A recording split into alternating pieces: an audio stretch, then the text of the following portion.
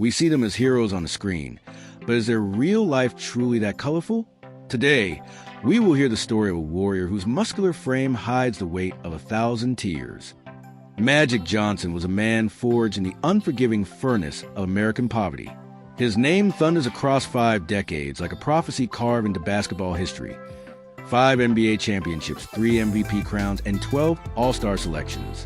But behind the smile that lit up stadiums lies a story not glamorous but devastating. Born August 14, 1959, in Lansing, Michigan, he entered a world where 10 siblings shared beds and blankets.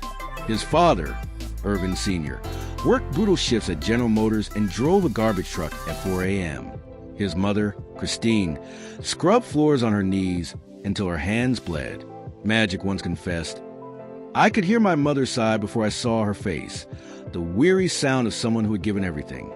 The deepest wound came in 1964. While riding beside his father on trash routes, neighborhood children began calling him Trash Boy. This wasn't a joke. It was a weapon designed to pierce his heart.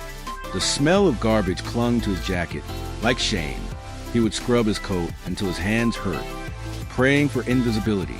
Decades later, as a billionaire, he said, "That name stayed with me longer than any smell ever could." In 1971, school integration changed everything. Reassigned to Everett High, a predominantly white school, the bussy road was pelted with stones. Inside, teammates refused to pass him the ball. Coaches looked past him as if he were a ghost. But in the 1973 Michigan winter, at 5 a.m., he took to the concrete courts. He poured every insult and cold stare into the rhythm of the ball. His no-look passes weren't for show. They were born from a desperate need to create a world where he mattered. In 1974, at age 15, he delivered 36 points, 18 rebounds, and 16 assists in a single game. A local reporter whispered the name, Magic. His mother warned him, "Only God performs magic, son," but the name stuck. By 1979, he was the #1 NBA draft pick for the Lakers, earning $600,000, more money than his family had seen in generations. He transformed the game into Showtime.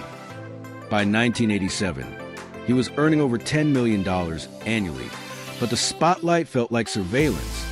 Fame brought a profound isolation. He couldn't tell who loved Earvin and who loved Magic.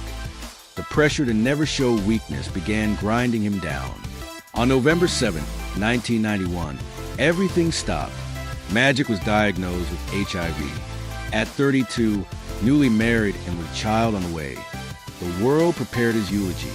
Magazines printed obituaries. People recoiled from his handshake.